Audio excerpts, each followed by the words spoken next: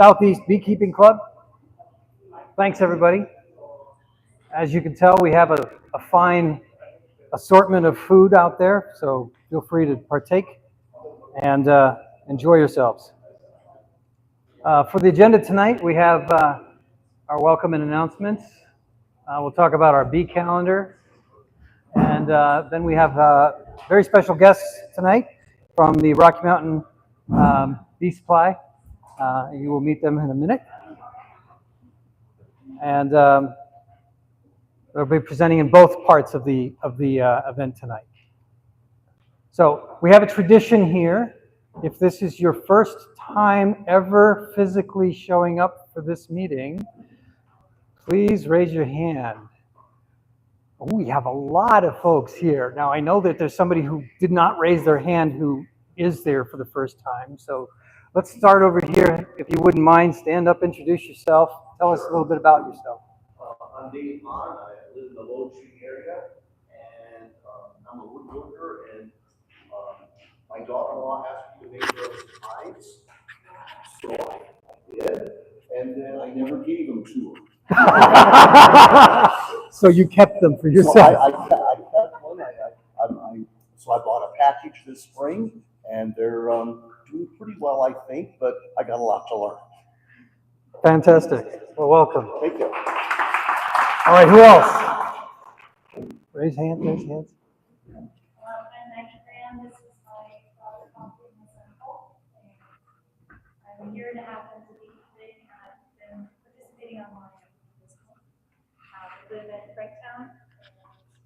My son did 4-H beekeeping this year and did really well in his project, so I'll probably bring him along to learn a bit more. Fantastic. Great. Welcome.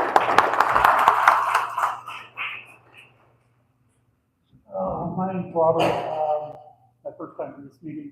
I've helped my brother with a couple of his hives a couple of times, and I'm really interested in doing this, so I'm here to learn. I live out in Aurora, near University of Colorado Hospital, where I work.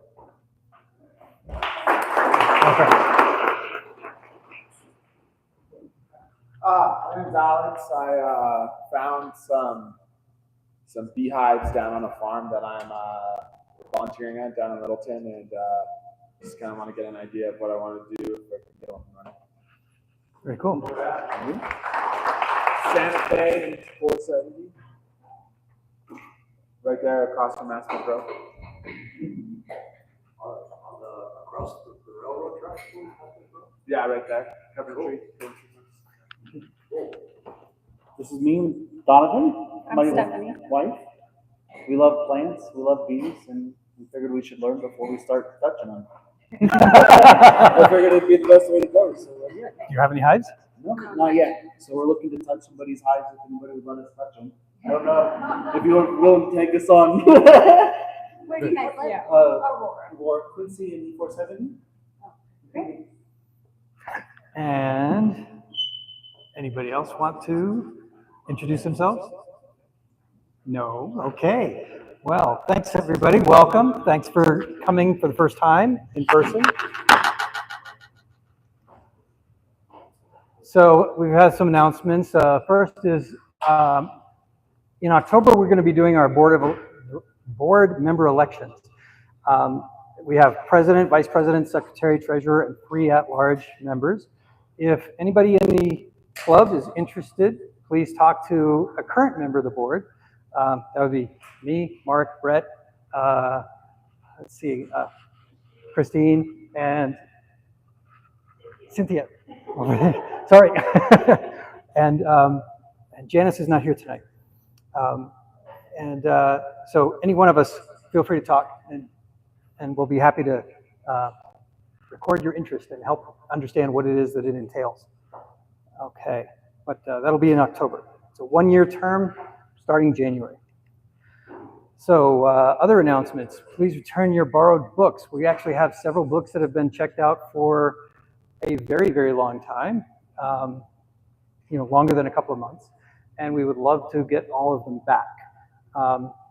We assume that they've all been thoroughly read by now.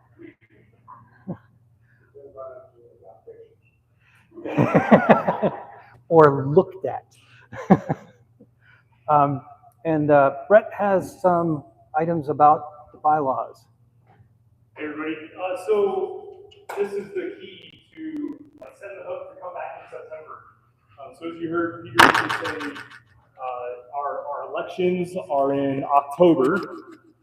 So in September, we're actually going to present an alteration to the bylaws that we need members to vote on. So if you're a member, please come in September, please vocalize your opinion.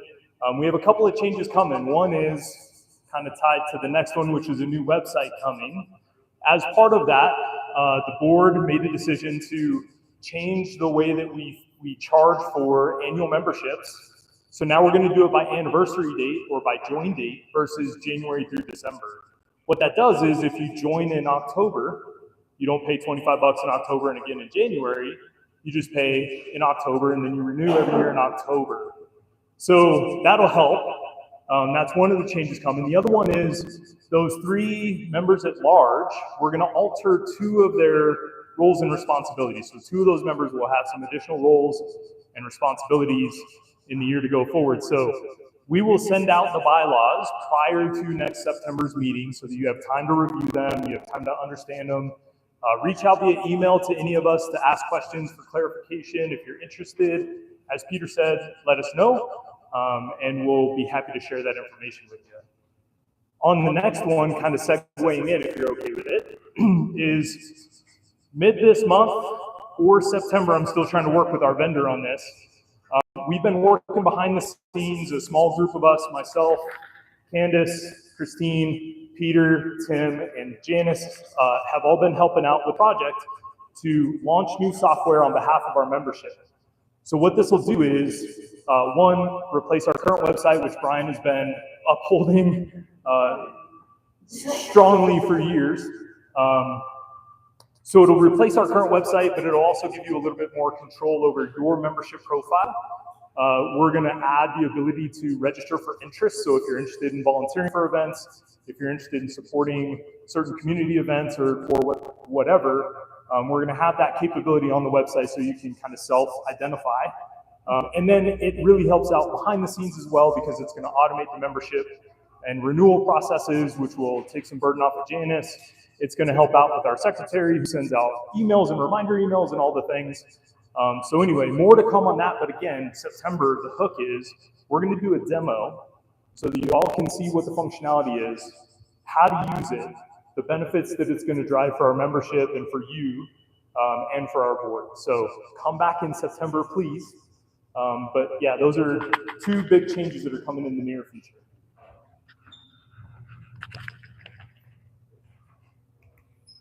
And remember, if you want a Hive host or you want somebody to host on your property or the other way around, we do have sample agreements on our website that you can use to set that up. And that way everybody knows what their responsibilities are. Can we just say we've got like 14 people who have properties that they would like to have beekeepers put their bees on? There's 14 people with different properties that want their bees on.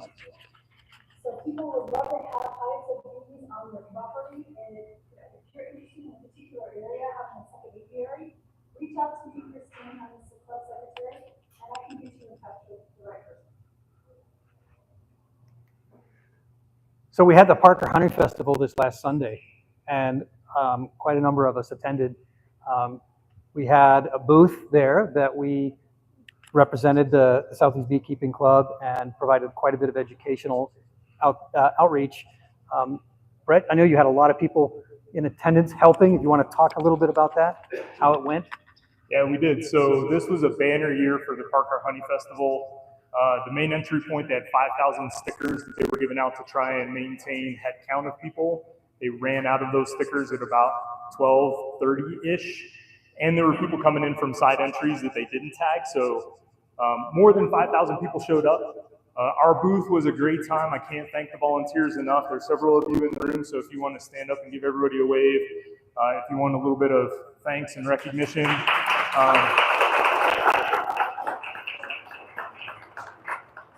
So it was a really great time. We have educational materials. We had a Find the Queen section where children and adults got engaged. We had an observation hive, thanks to Deborah in the back. She lent us an observation hive plus 4 frames of bees and honey so that we could actually have discussion points. Mark was there educating everybody to include the volunteers. It was a great time. So if you have an opportunity next year and you're free on a Sunday morning, it's an absolutely wonderful time. Come out, support. You'll learn a lot, plus you'll just get to engage with a bunch of fun people and see a bunch of our own members host booths. So Peter was there, Ann was there, Doug was there, Deborah was there. I don't know if anybody else was, but at least 4 of our members had Larry was vendor there. booths there. Larry, he was there. So yeah, it's a great time. Yeah, and it went well. And it was very successful too. We had 2 of our members lauded for the quality of their honey. That would be Ann and Doug. I came in.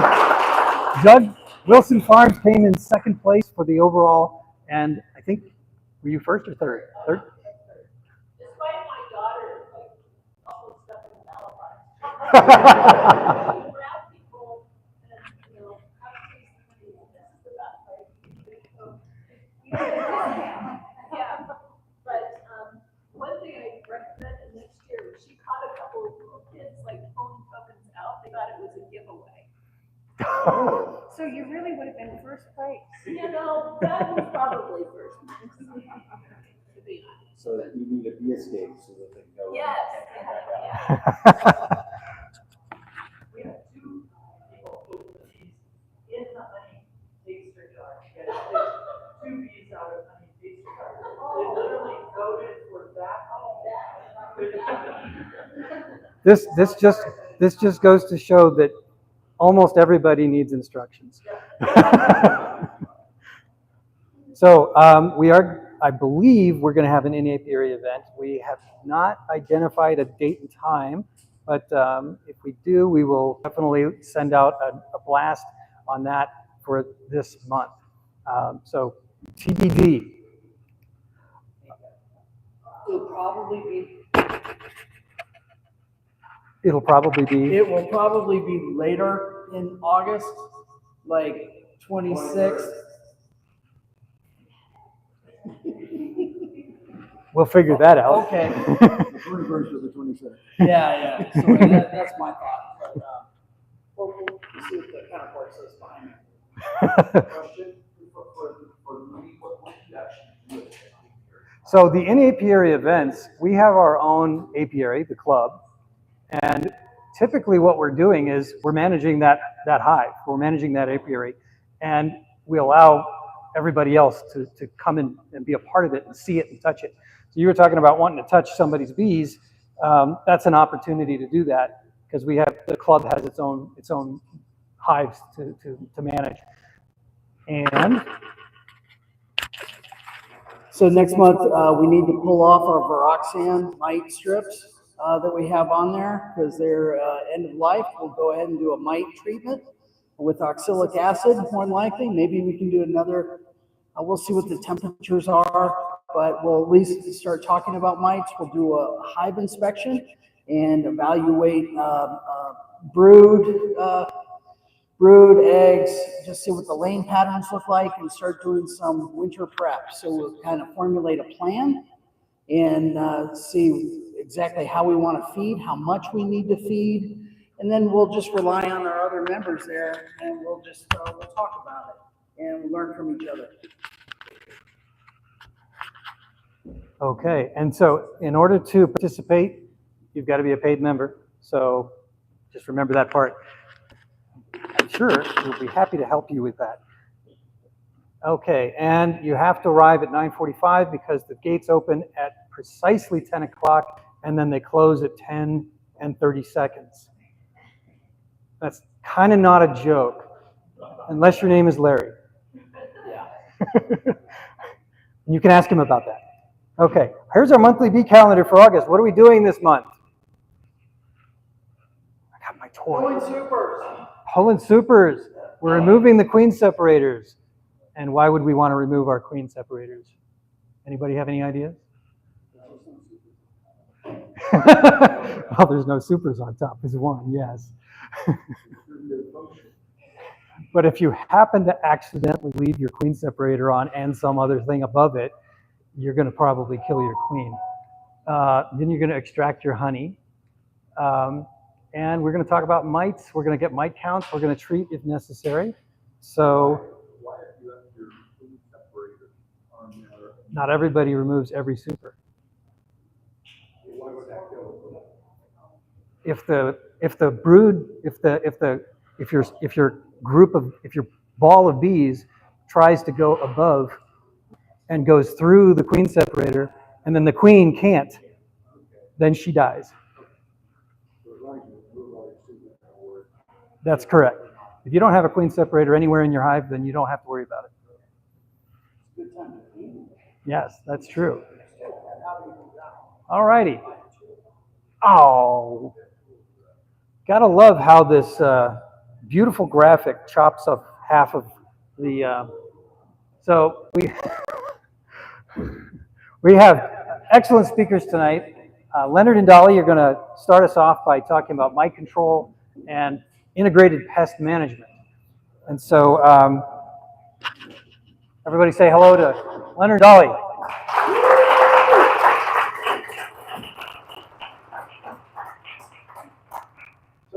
Thank you guys for having us out here. We really appreciate this. For you guys to invite us. We love supporting all of the clubs. So the answer is anything that we can ever do to support you guys, the answer is always yes. And we'll figure it out. We were asked tonight to come and talk for two topics. One is mites, and the other is going to be honey harvest. I'm Leonard, by the way. This is my wife, Dolly. We've been married about 36 years. Dolly just threw her back out about 4 days ago, and I've been harassing her the whole time because she's walking really slow. But so yeah, if you see her kind of stiff, yeah, the doctor said she has to move more to loosen up. So first thing I wanted to do is kind of go over the mite discussion. Everybody here is tracking mites. It's a global problem, right? We're all dealing with mites. If you had asked me 3 years ago, hey, Leonard, what are you and Dolly doing for your mites? I probably would give you a different answer. Why?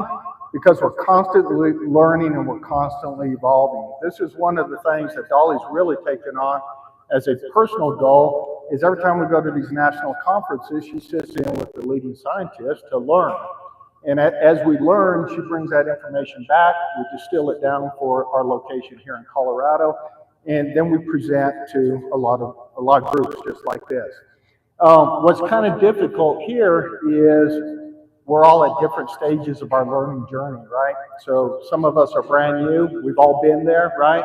Some of you guys have been keeping bees for 100 years. So as we go through, ask questions, make comments, we'll run with it, okay? We're giving you the abbreviated version tonight. This class typically is about a 4 to 5 hour class. If you are interested in attending that, we can do one in the fall, and we'll be doing it again in the spring of 2026, probably about in February, where we do a major deep dive into the lower mite for the beekeepers. So along with our basic beekeeping class, we will do that in the fall and in the spring. So if you're looking for any additional learning, we do have that. We will also have some intermediate classes, sporting classes, honey extraction, things like that. You're always welcome. And if you get the signal or you just have a question, just give us a call. There's no stupid questions ever at our store. You're always welcome. Yeah. And we love seeing so many familiar faces here. Just to kind of kick off, everybody's seen what a mite looks like, right? And I wish I was quicker with I was out there, I had to pull out my camera real quick. But this will give you a good idea of how fast a mite will transfer. You can see we lift the box off. This drone pupae was exposed. You can see the mite on there. Now watch this nurse bee as immediately starts to be hygienic, immediately starts to clean up. Now watch right at the end here. It's hard to see, but that same mite, you see it attached to the back of that bee already. That's how fast they move. And even if this is a global problem, even if your hive is perfectly clean and free, you know, or real low threshold, bees are notorious for robbing from weaker hives, and they bring these mites back. So it becomes a never-ending process of constantly monitoring and treating and taking care of our bees. So what I want to do is kind of talk off the whiteboard here first. This AC is quite cool on the back of my leg, by the way. I'm like, wow. I guess so. It's kind of nice here. So when we talk about this in the store, I got to kind of distill it down because we're usually on a kind of tight timeline for most people. But the way we kind of talk through how Dolly and I treat, this is how we kind of talk through it. So bear with me. Here we're talking 10,000 bees all the way up to 70,000 bees. And down here we're talking January through December. And that's the graph we're going to talk off of. One of the things that we always discuss with brand new beekeepers is your bees aren't in a steady state. As the season progresses, they're expanding and they're contracting, right? So their numbers, when a hive overwinters, usually they overwinter with about 30,000 bees, right? At the height of the summer, so when we're hitting that May, June, July, they're building all the way up to about 60, 70,000 bees. Then they drop back down, and then going into winter, they reduce back down to about 30,000 bees, right? So that's something to always keep in mind, is they're always in a state of evolution. Now here's the issue. Whatever threshold of mites you have in that hive, you know, this isn't quite to scale, but you know, I'm getting to the point here. Whatever threshold you have currently existing in that hive is a host-parasite relationship. So as your bees are building up, guess what those mites are doing? They're building right up with those bees. And they're going to build right up with them. The difference here is when we hit the summer solstice, which was June 22nd, I think. Once we hit summer solstice, that's when your bees, through natural attrition, excuse my drawing, Dolly's the artist, not me. Once the bees start, through natural attrition, start dropping back down to start preparing for winter, guess what these mites do? They're not dropping down. Basically, what the mites end up doing is they kind of go into a steady state going into winter here. What we found is, and we've experienced and we hear a lot of, is that was my strongest hive. Why did my strongest hive die in November and December? The stronger hives will crash the hardest, is what we found sometimes. Why? Because right here, that host-parasite relationship is completely out of balance, okay? So, how many of you heard of alcohol wash? And we've got all that, and, you know, we could talk through that. Alcohol wash is one of our best methods for getting an accurate mite count, right? Here's the issue. If you do that mite count anytime before the summer solstice, where are the majority of your mites located? In the brood and predominantly on your drone brood, right? Why? Because the drone gestation period, instead of 21 days, is 23 days, and mites prefer the drone brood predominantly, right? So even if you did a mite count anytime this time of year, I hate to tell you, it's not overly accurate. Because why? Your 300 sample is predominantly nurse bees. The majority of the mites are being managed by the drones at that time. And what happens after the summer solstice and we start dropping down? That hive starts reducing the amount of drones in the hive. It also starts eventually kicking them out. So where do all those mites shift to after the summer solstice? They shift over to your workers. Now your workers this time of the year, what's their life expectancy? Yeah, 40, 45 days, you know, and they work really hard in that period of time. These workers are hatching out now in the fall. What's their life expectancy supposed to be? Yeah, the next 5 to 6 months, right? So that's why it's so critical, because once these drones start dropping off, all those mites now are compounding on your winter bees, which are hatching out. If those winter bees get vectored or get sick, this is when they crash. Okay. So what do we do to kind of break this cycle and get a healthy host-parasite relationship? One of the most critical things that Dolly really has us doing right now is a wintertime treatment. Sounds kind of crazy, right? Going out there December, January. But what we'll do is we do a wintertime treatment right here. And it's, breaking weather, a couple of nice days, we go out there and we do a single oxalic acid vaporizing method. Why do we do only a single in January? Because there's little to no capped brood. That's where the majority of the mites would be, right? So all of your mites are phoretic, meaning they're attached to the outside of the bees. So a single treatment in January, middle of the winter, really knocks down all those phoretic mites. Once you knock those down, now we're setting that threshold extremely low here, right? So now we're setting that hive up for success for the rest of the year. So we'll do that treatment. We set that threshold extremely low, but as our bees build up, guess what? Our mites are still building up with them. So when do we do our primary springtime treatment? We'll do it end of April, beginning of May. And that becomes our springtime. And that's our primary treatment method. And when we do that primary springtime treatment, now we've knocked those mites back down. Once we knock those, yes, sir. Yeah, I'm going to get, if you can hold that, because I will definitely hit that, right? But we treat them in the springtime and knocks them back down. When do I try and avoid treatments? I try and avoid treatments right in here. Anybody know why? Honey production, right? So we try and not treat during these months because it's a personal goal. We never want to treat with our honey supers on. It's a personal goal. There are treatment methods approved, and we'll kind of hit on that, so thank you for asking that. But personally, we try to avoid this. There are always exceptions. If we end up inheriting a hive that's highly infested, by all means, we're going to zap them, but they probably won't get honey supers put on that year anyway. So we're trying to avoid those months. Guess what happens? Those darn mice, they build right back up again. Then we hit them with our primary fall time treatment. When do we do our fall time treatment? The day we pull those honey supers starts our window. So for you guys were already talking about pulling supers around the end of August.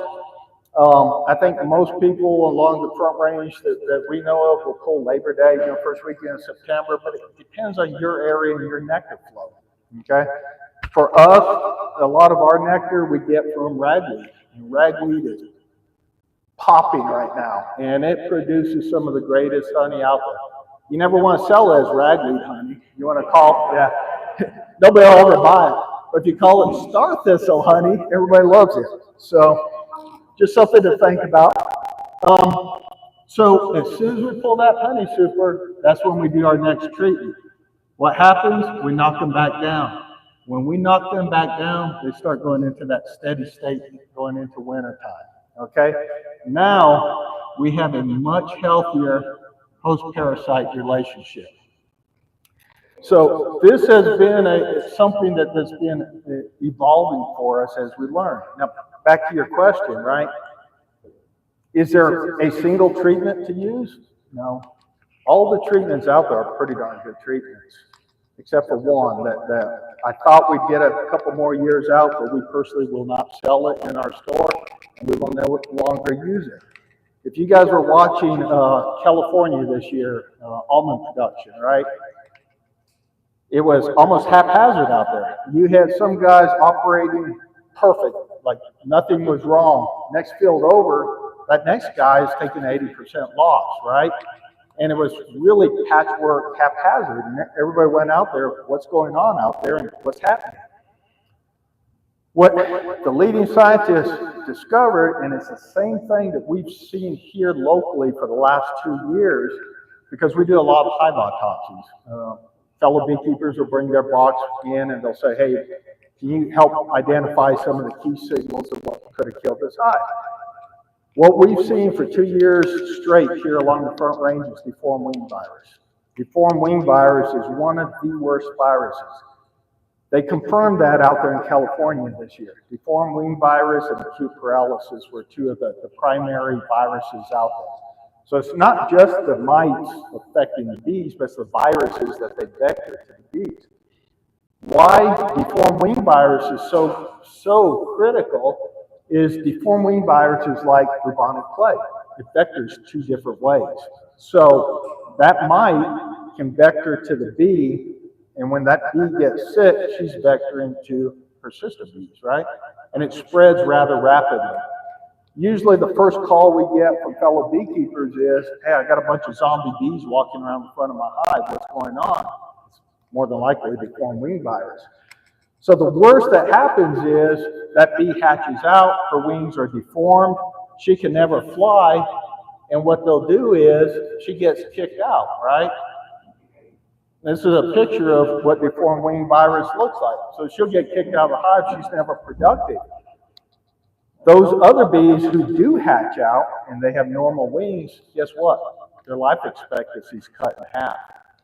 So a hive that's been parasitized heavily and vectored with deformed wing virus, they're going to crash here in November and December. Why is it the strongest hives? Because during this rapid buildup, if you have one of those super strong queens and she's pumping out 2,000 eggs a day, and you look in there, hey, the population looks great, man, they're awesome, right? Well, they're trying to overcome the mites through just natural nutrition. They're the ones who have crashed the hardest from our experience in the early winter time frame. So, long way around, out there in California, those guys who were taking 80% loss, they were predominantly using Amitraz. Apivar strips. Apivar strips, and we've sold those, we've used them. I think we had a pretty good run with those. Until it didn't. It was good until it wasn't. Until it wasn't. And I don't know if you guys are familiar with those, but they were plastic little strips. They slid down between the frames. Worked pretty good. You were in there, you left them in there, what was it, 60 to 80 days. And I think what was happening was people would put those in the fall time and then say, hey, it's too cold, I'm not going to pull them. And what happens is 4 to 6% of those might survive, right? And as the efficacy of the Amitraz starts to wane, those survivors start building a resistance. And I think that's really the crux of why Amitraz really is not a current, in my opinion, a current viable treatment. However, there's a ton of other treatments out there. They're all pretty darn good. And we have some with us, and we can kind of go over those with you. But it doesn't really matter which treatment for efficacy. What matters is each treatment have some parameters with them. Usually it's a temperature restriction, okay? If you're doing Apigard, for example, and it's too cold out, inside Apigard, if you're not familiar with it, it's like a Vaseline consistency in there, right? They walk through it, they spread it around and all. But if it's too cold out, that gets too hard, so it doesn't work, right? So this one doesn't work good in cold weather. If you jump up to, this is your Formic Pro or Mitaway Quick Strips or something, this also has some serious temperature restrictions. If you're in Canyon City or Pueblo West or somewhere where it's really hot, that heat really amplifies the gas off for this, right? So you gotta watch, read the instructions, and make sure whatever treatment you're using is gonna be appropriate for your timing for your hives, okay? All of these are great. If you ask me, I love my oxalic acid. Now, a lot of times it comes down to cost benefit. If all you have is 1 or 2 hives and you want to get a vaporizer, these darn vaporizers get pretty darn expensive, right? When you start jumping up into these, these bad boys here, you're pushing $350 up to about $500 when you get into these larger units, right? Now, these are awesome, and we rent these out, by the way. So, you know, we're hoping to help a lot of fellow beekeepers out. But this bad boy, you can walk around and you can treat a hive in 26 seconds. And it takes a DeWalt 18-volt battery, and boom, you can move right along. But if all you have is 1 or 2 hives, this is a big investment, right? So if you're looking and you're doing just 1 or 2 hives, probably one of the other treatment methods is better. I think if you're pushing 6, 7 hives, one of these bad boys will pay for itself the first year, right? And or if you guys go in together, you know, a couple of people, you know, chip in and you're able to share it, it makes it really nice for everybody. There's other models too that aren't as expensive. There's a compact version, there's a light version. The biggest thing about these models that would revolutionize treating with oxalic acid was that our guidelines before by the government was 1 gram per box. That's what you were allowed to use. Well, in their infinite wisdom, it didn't work. It wasn't effective. Just recently, the federal government says we can have 2 grams per deep box of oxalic acid when you're treating. They've been using 2.5 grams per deep box in the UK for decades now with a lot of success. If you can get a chance to go on the University of Florida website, and Dr. Jack Cameron, we call him the mite professor, the mite doc. He did a very outstanding research paper in which they did an experiment on 4 different yards, okay? And they varied the amount of oxalic acid in each yard. The first yard was the control, they didn't use anything. The second yard, they used the government 1 gram. The third yard, they used 2 grams, and then the last yard, they used 4. Guess which one did the best? The 4th one. So what does that tell you? We weren't using enough. Yeah. We're not using enough. Yeah. So what Leonard and I have taken from that, and I'm not telling you to you know, there's no bee police, by the way, that I know of yet. Is you're going to have to kind of to go with what you think is best for your bees.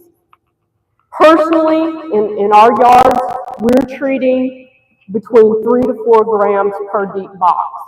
And to kind of make the complete circle here with these new vaporizers that have come out on the market, the syringes in them will hold 4 grams at a time, which is a lot more than the original little pan wands that some of you may still have, that if you're lucky, you might be able to get 2 grams of oxalic acid in it. These were the best we had 5 years ago, you know, but they were designed for that 2 grams and that 2.5 minute burn based on the FDA and the original EPA guidance of 2 grams. That's what they were designed for. These are almost archaic now. We've moved significantly past these.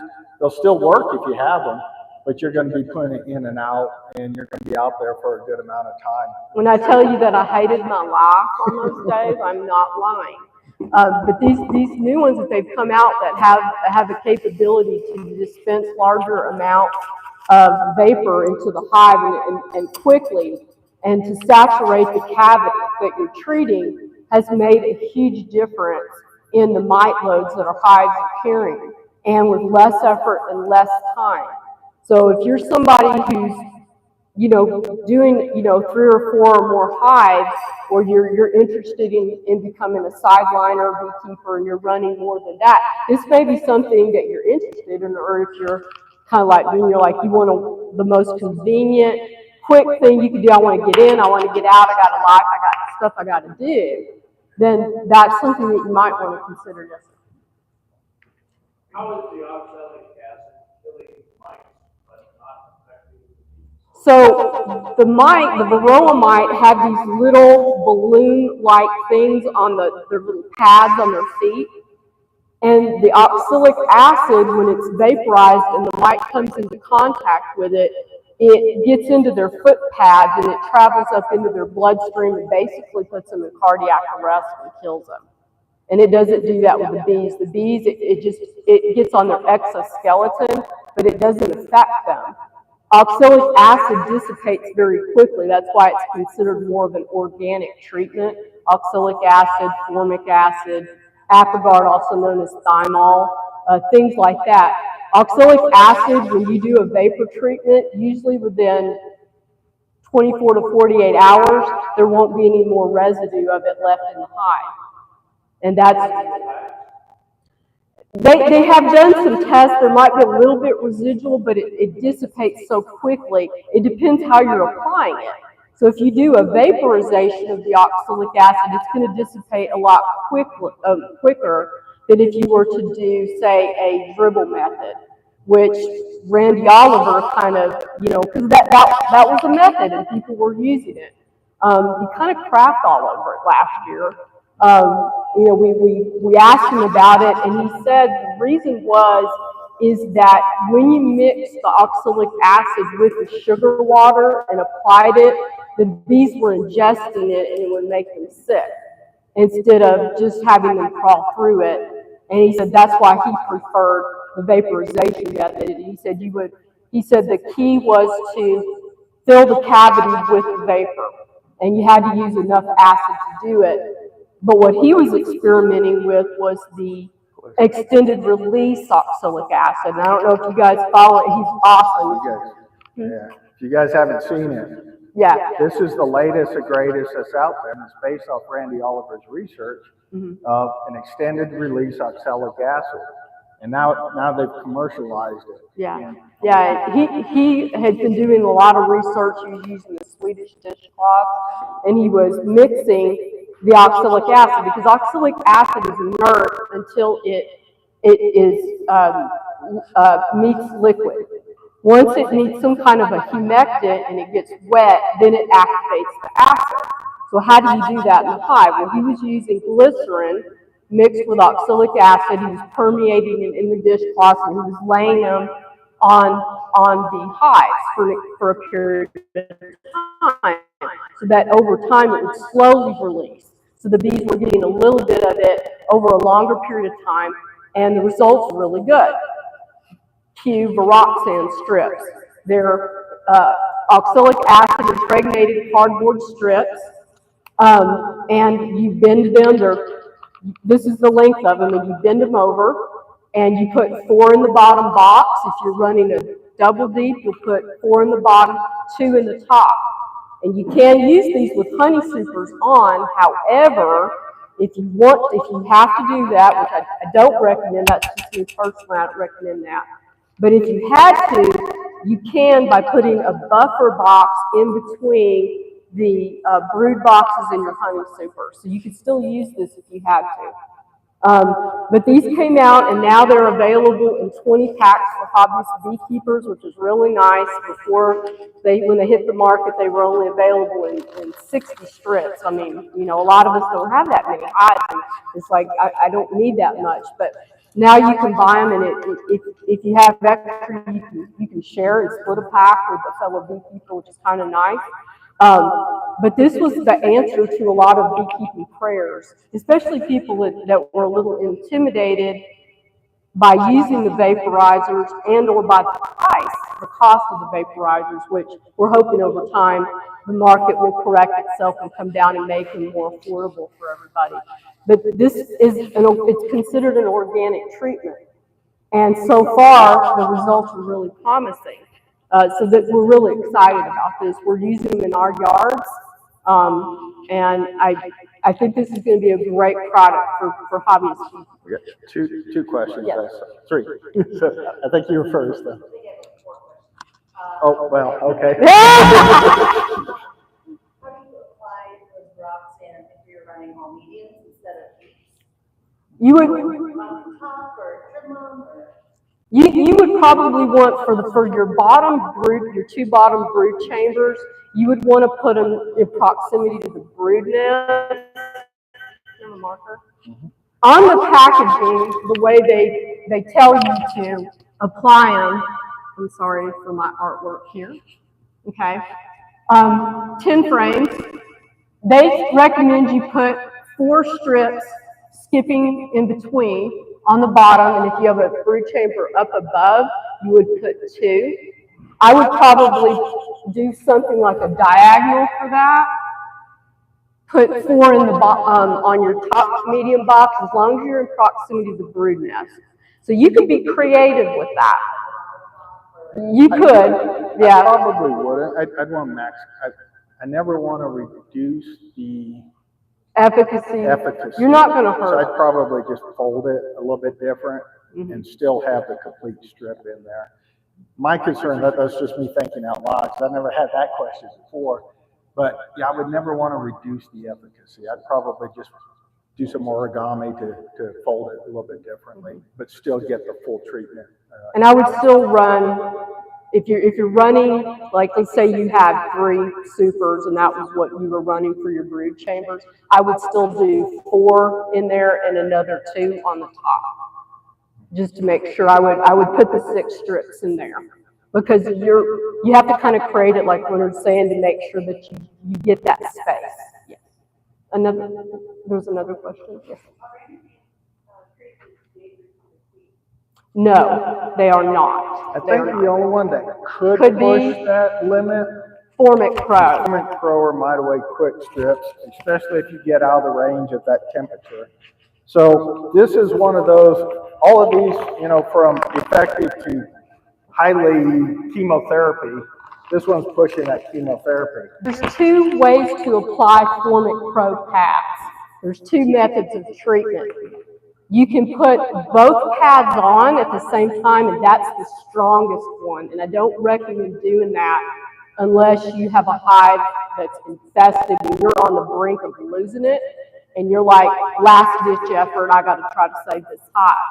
The more common method is to use one pad for 10 days, take it out, use the other pad for 10 days. But again, you've got to watch the temperature, because the gas off on Formic Pro, that's what can hurt your queen. It could damage her if it's sterilizer. It could even kill her. You could have a die-off. You'll have some die-off if it gets too hot. If it gets too hot. I think there was another, yes. Yes, sir.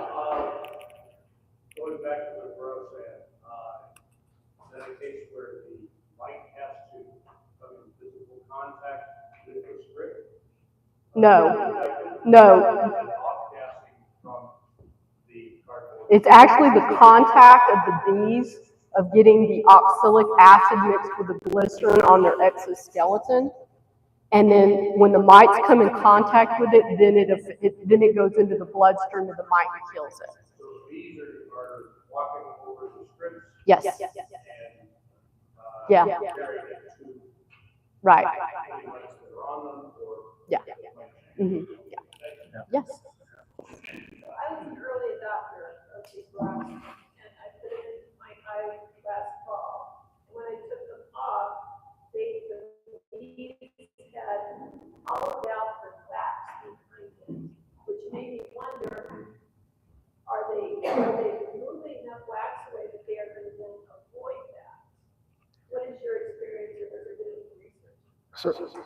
So I don't know on that specifically for reaction to the Viroxin itself, but I do know that they will create the bee space. Yeah, and I think it has more to do with that. It would be kind of like you putting a follower board, or sometimes when you don't have your foundation, if you use plastic foundation and it isn't properly waxed, how they will build a false wall in there because they do what they want.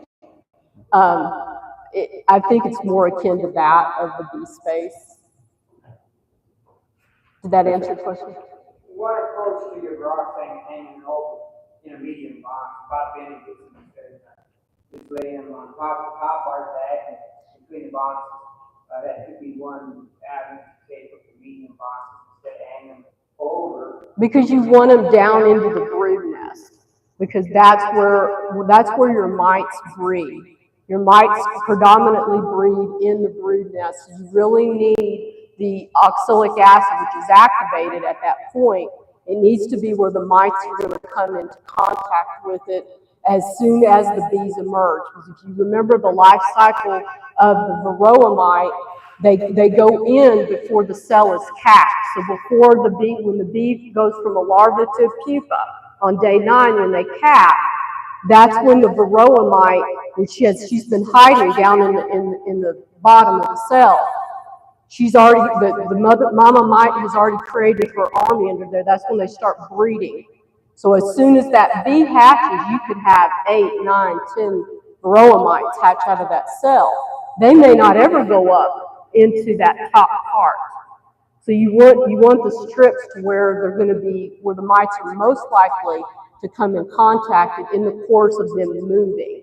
I've been following Randy Oliver's papers for years, and I've been using 08 pads and homemade for the last 2 years with great success. Yeah. Laying them across the top line. But they're, Yeah, he does a lot of fantastic research. Bob Benny too. Both of them are phenomenal. Now what's different though is he's using Swedish dish towels.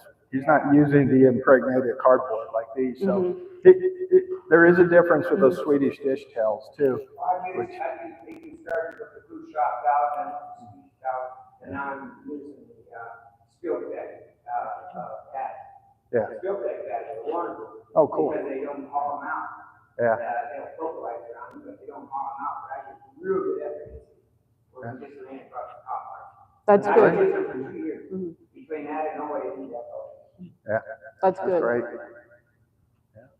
Any other questions? Just a comment. But what's nice about Roxanne is, if you're a new beekeeper or whatever, it's easy. Oh yeah.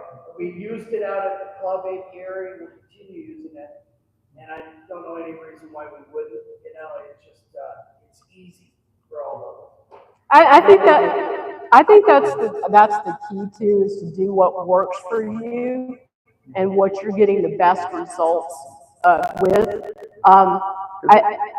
We're never stopped. One of the things I love about this is I never stop learning. And where do I learn the most from is conversations just like this. And everybody views the same problem from a different angle. And it just amazes me. I'll have, somebody will come in and ask me for my advice, but then, they tell me how they're viewing it. And it's like, I never thought of it like that, So it's fun to hear, and we all learn from each other. Yes, ma'am. Have you heard anything about using these Roxanne strips when you're recleaning? I'm getting swarms. I mean, my clothes just hitting right now, and it's coming in hard and fast. And I threw a swarm yesterday. As I was applying Roxanne strips. So is it something, because I was like, I'm on the knife right now. So we were leaving the house, and I got to go pee, and I looked back there, and it's like a little cloud of bees. It's like, don't tell me. And sure enough, 30 minutes before we drove here, I had to go gather a swarm. I'm like, what are you doing? What's going on this late in the season? Yeah, it's crazy. Yes, ma'am. Mm-hmm. So my other experience with Roxanne, I put them in, I remember it was late fall or whatever, but the day I was supposed to take them out was chilly, but I could still justify opening the hive to take them out. And I couldn't get them out. I had to pull them out. Propolized them. Scrape them because they had deteriorated. Oh, yeah. The cardboard was starting to break down. And I don't know if that's because the bees had done it or it's the oxalic acid and the glycerin it breaks down over time. Anyway, I just feel comfortable. The temperatures were such, it's like, I'm not gonna pull out every frame in this temperature. So I just left them in for the rest of the winter. And then when it was warm enough in the spring and I could actually do a full inspection, I scraped them out. And it seemed like absolutely no harm to the bees. And the one thing with oxalic acid is we're unaware of any scientific studies of them building a resistance to oxalic acid. So that's one of the. Yeah. Yeah. Well, that was one of the. Yeah. One of the things that Dr. Cameron, his next research project that they were going to do after the one I just told you about, is how much oxalic acid can we use? How much is too much? That's what we don't know yet. Yeah.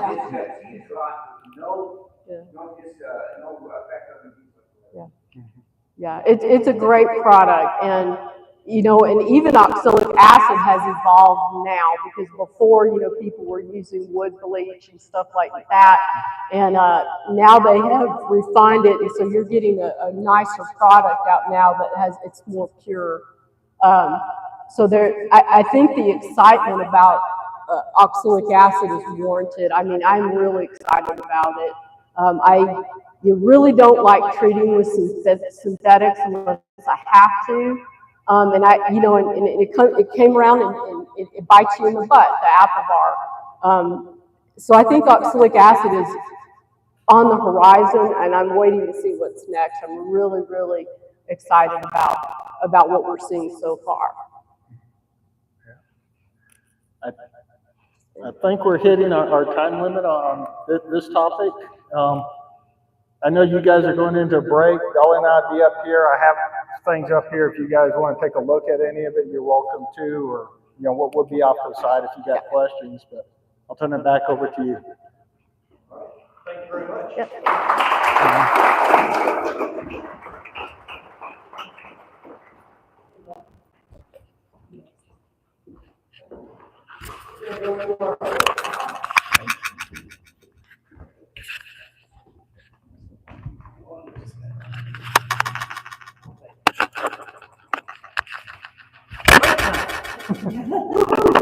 Go on back and enjoy the food out there, and we'll come back in about 10 minutes.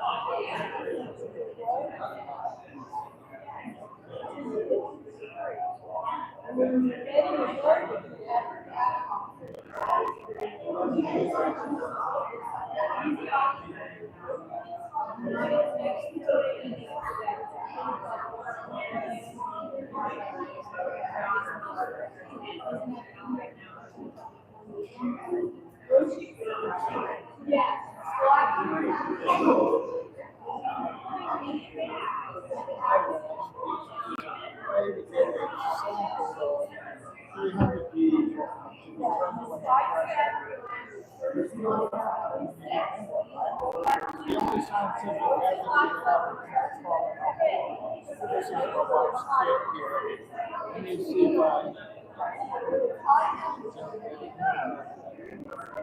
So the way we do these is we have a plastic towel like this. This is a flat check. It's an easy check. There's different variations out there. This is one of the nicest ones. And the way it works is you fill this with isopropyl alcohol. And what you got to do is you have to use these. So what we're going to do is we'll take a frame of these and strip them out of it.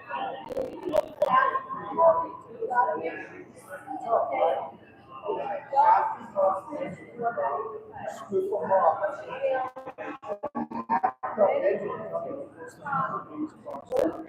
Drop them into the basket here. Close this up. Shake it. Maybe set aside for a few minutes and finish up your inspection. Then you need a glass shake. What happens is all the bites release. They release when you don't through that basket. They come down to the bottom. All you gotta do is hold this up.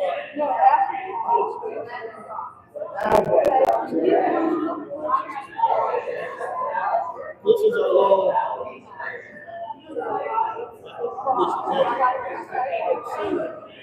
but you gotta determine what's your threshold. Personally, if we're doing 1%, I'm doing about 1%. I'm pushing 6 miles. I'm doing research, people put that line a little bit higher. For me, I'm 6 miles. The one thing you cannot do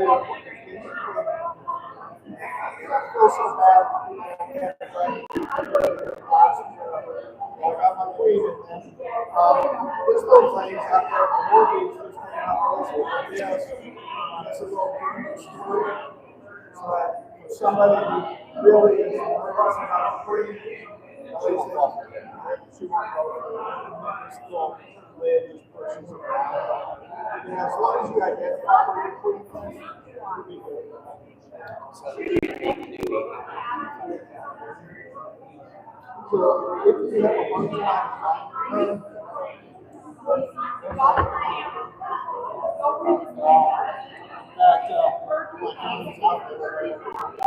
it's different ways to market things. You're going to want to have one of you're familiar with the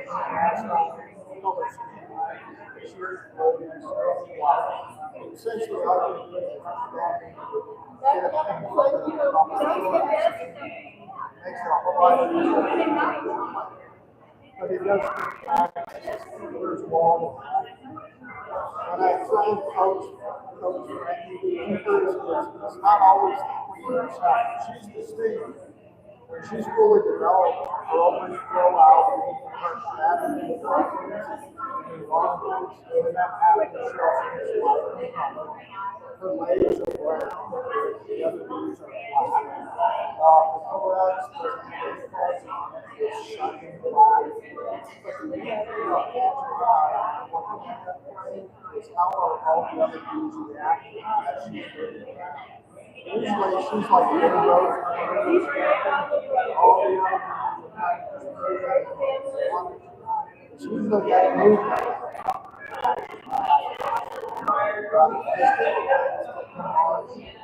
One trick uses paint pens, never you know how those work, you press it down, especially when it's hot, it's all the paint. So what you want to do is dab it on something else, and that residual. There's 100 different methods. I always like, if I'm working with somebody else, I'll just lay that frame down. I like to just pinch for my fingers and just dab it like picking it up. Lower big speech came out, but big speech here. There's a lot of people are using gloves. So it's just a way of tracking. It's just something.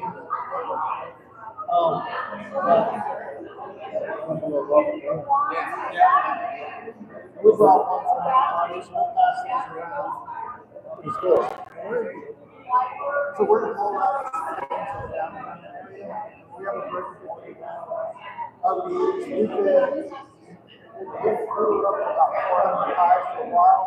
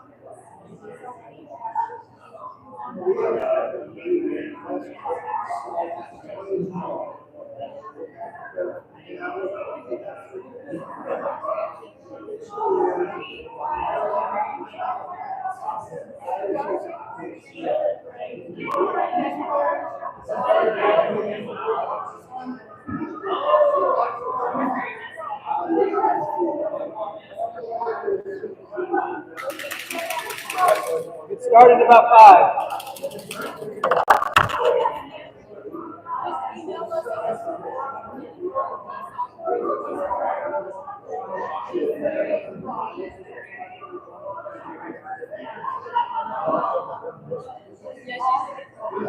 She had surgery on her claw. And she had it.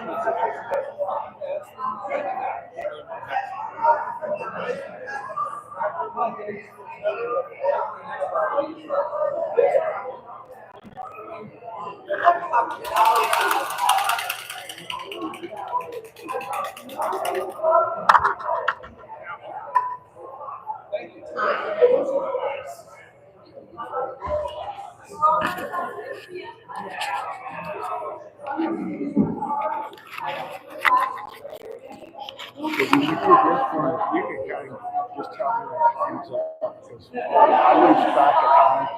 No problem.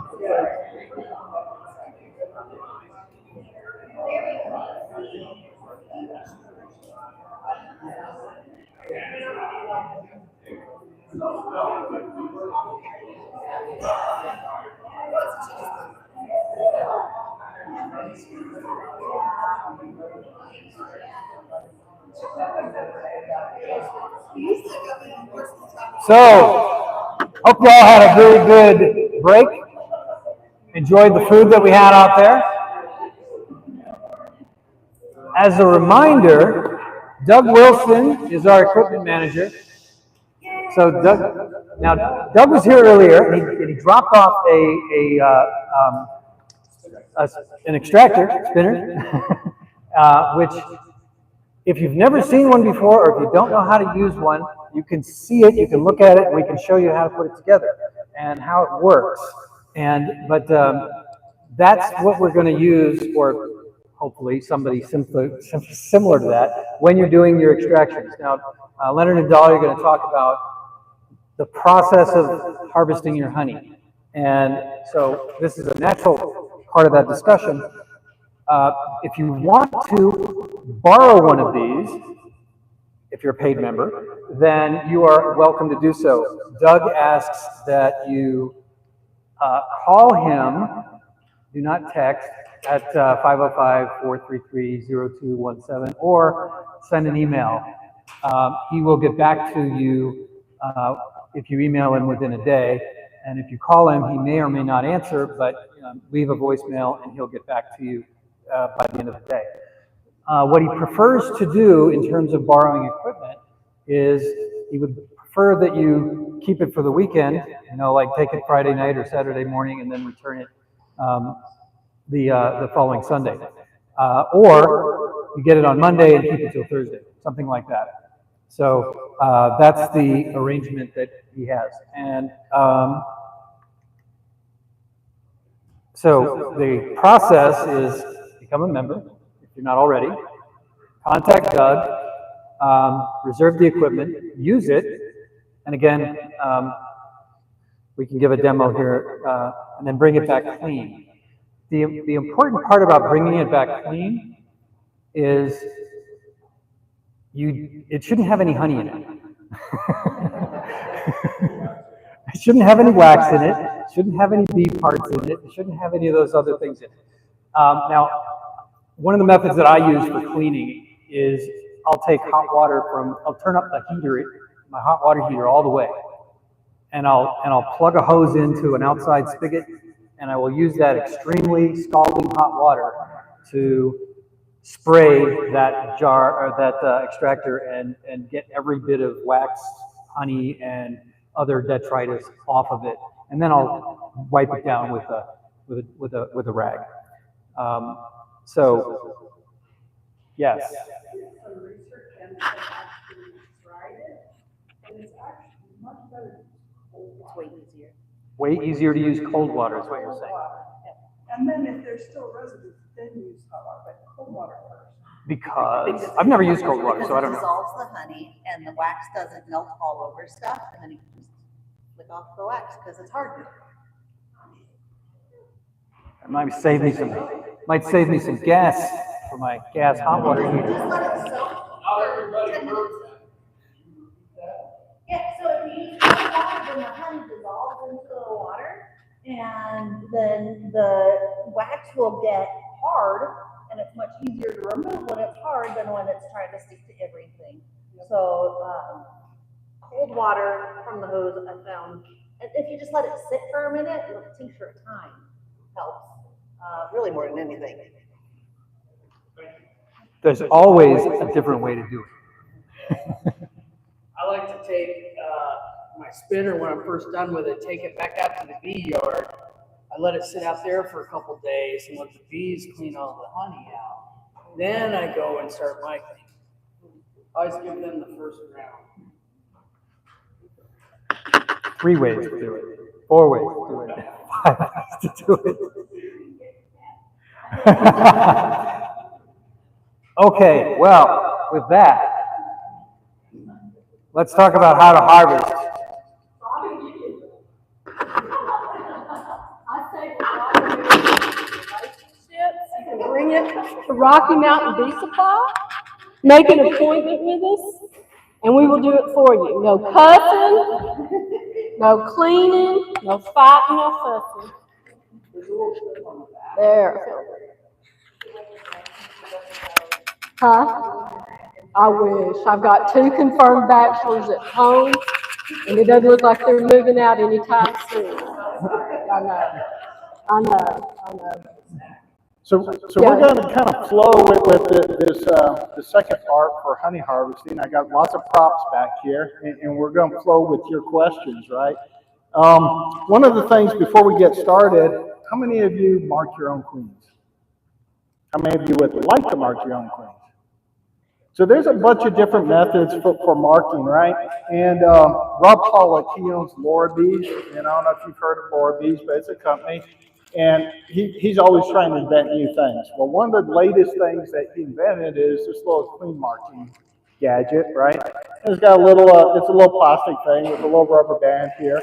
And basically, when you identify the queen on the frame, you lay the frame down. And if you have gloves, it's a way to kind of pin her, and then you take your marking pen and you can mark her. So anyway, we brought one for everybody. So Brett, if you could kind of pass these around, or just send it down. There may not be enough in this bag. If not, I got another bag. So just let me know where it ends, and I'll make sure everybody gets one. But take one, have fun with it, experiment with it, see what you think. Yep. You know? Let us know if you like it. Yeah, let us know what you think about it.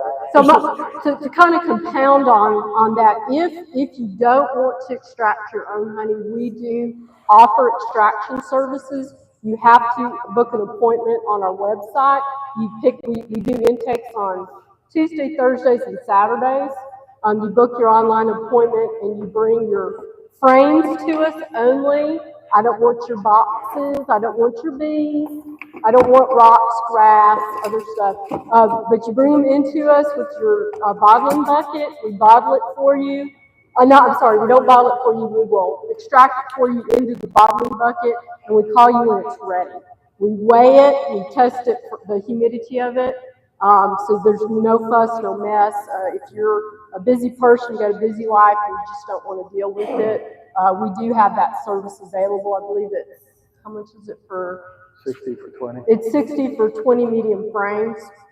And we also rent extractors too, so if you don't want to, you're not ready to commit to buying one, we have a couple of motorized, I think they're 2 or 3 frame extractors, and you can rent them.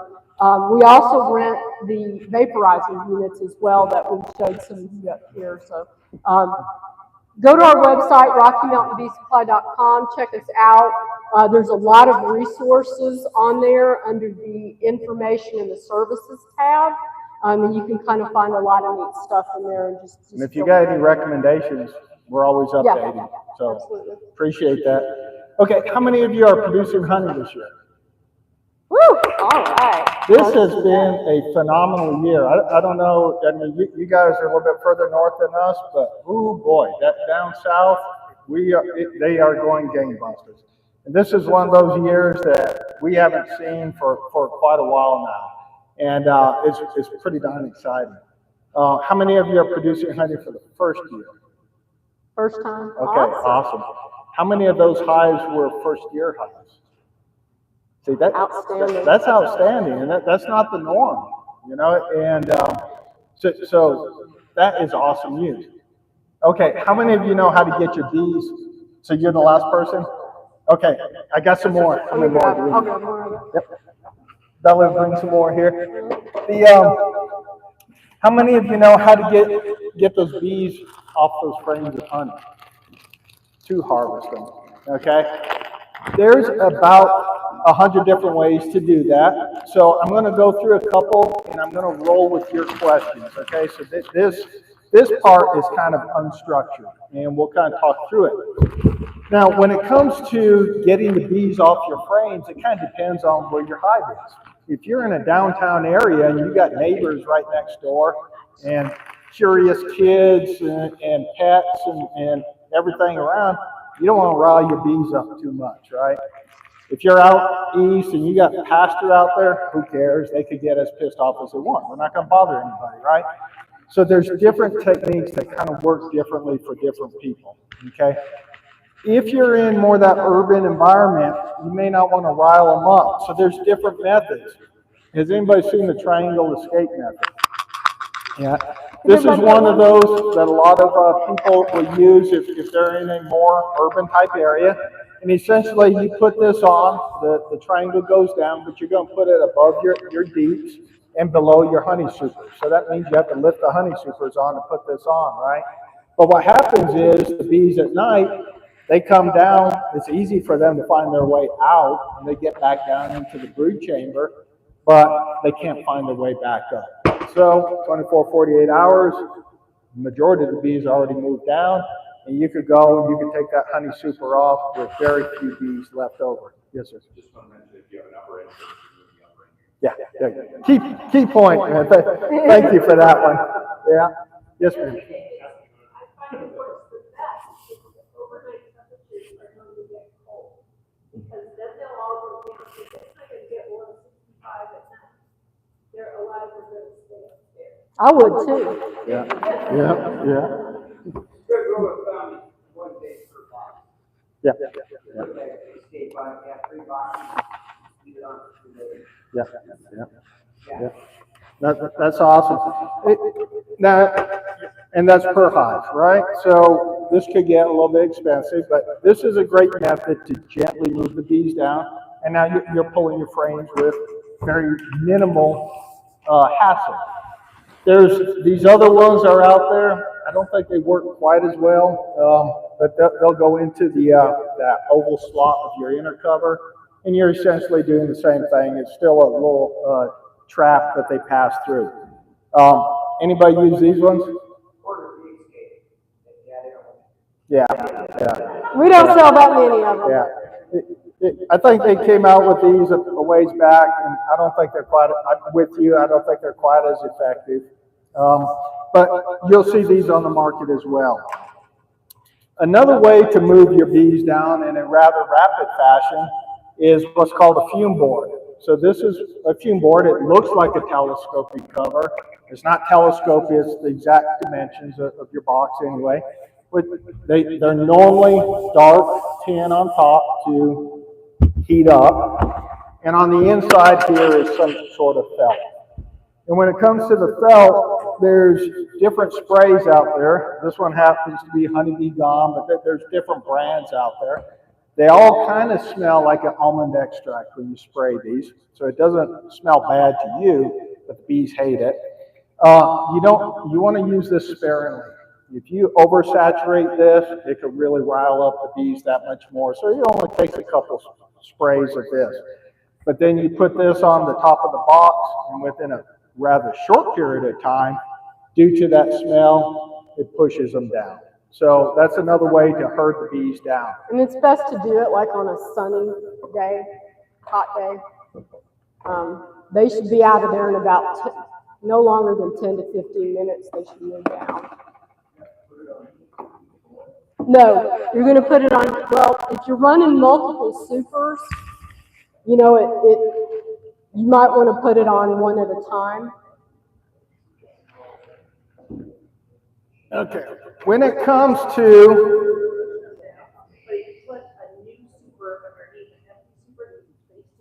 You can do that, yeah.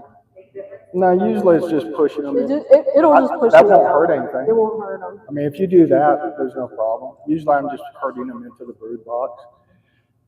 We're so If you want to lazy, go we don't old do school, that. and we still do kind of old school, is what we'll do is if we're going to harvest, what I like to do is we take the top off the hive, and I usually have an empty box set to the side, right?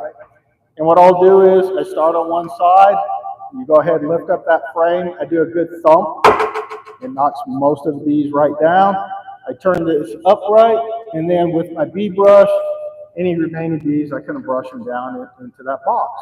Now I have a bee-free frame, and I take that and I stick it in that empty box. Now you got to be fairly quick about this, and you got to keep going through rather quickly because all your other bees are going to go straight to that box, right? So you got to be fairly quick. But you do that, and then as soon as you get those, I take those, I put a cover on them so bees can't get to them, and now this empty box becomes my empty box for the next hive, right? And we can move rather rapidly like that. And it's sort of a little bit more of an old school. You're going to have more bees in the air flying if you do that. You may have more pissed off bees in the air. So that would be one of those techniques if you're out in the field more than in an urban environment.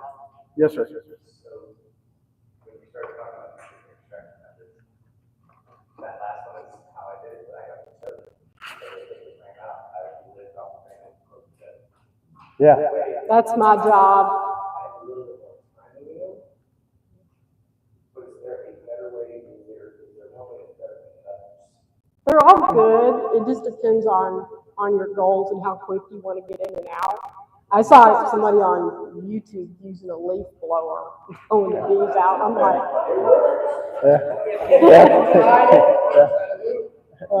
I'd be the one that get a face full of bees. So. Yeah, between us, that's what would happen.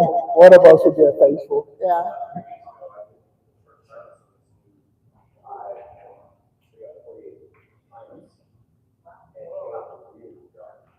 That's awesome. And so the person that I do this with, he's actually learned to teach. So I do the work and he reaps the rewards. Yeah.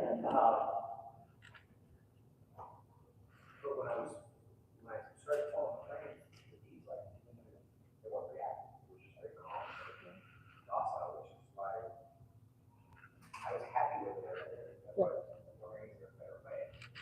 it's just whatever way is more comfortable for you. I don't think in beekeeping there's any one ultimate way. There's so many different ways you could do things, and it just depends on what you're comfortable with, what's in your budget, what's in your time frame. Do what works for you, experiment, have fun. All of this stuff is fun, and I think honey harvest is our big reward for all of the hard work and all the money that we spend over the years. It's like having show horses. I think if that method works well for you, just roll with it. If you want to try something else, do that. I know a lot of people don't like that chemical. I can't think of the name of it that makes up the honey be gone or the bee gone or whatever it is. I don't know which one that one is, but that one I won't carry. Yeah, let me know which one that one is. Yeah, we don't want that one. We like the one that smells like almond extract, but I wouldn't want to breathe that in. It's not on the hive that long, but if that's something that worries you, then do another method. Just. The escape worked real well, but you got to go in that hot place. Yeah. I gotta go in and set up an escape and a few days later, but from the cold, it's very few bees left to deal with. That's when I get the killer out. Yeah. And that works, especially if you're on a time crunch. And if you do the triangle bee escapes and you just buy one and you have 3 hives, it's going to take you quite a bit of time to get all your honey pulled. And, that may work out for you, while you're extracting one hive and you're waiting for another one to move through. So, there's always going to be a method to your madness, whatever you do. But when you figure it out and you're going to do what you're going to become your own beekeeper, and you're going to learn and pass on. That's why I love hearing from all of you guys. You have such great ideas. So now that you got your frame out and it's capped, how much capping is good and how much uncapped is not good? Yeah. And what's the moisture content that we're looking for? Brian already said it. Anything below 18%. We're so dry here that it's very rare that we receive any that's above 18%, but it does happen. So how can you tell when you're in the field whether or not your honey is still green honey or if it's ready to harvest? There's a couple tricks to that. When it's uncapped, you see it glistening in there, right? And that's the original nectar, and it could be green honey, meaning that moisture content may be over 18%.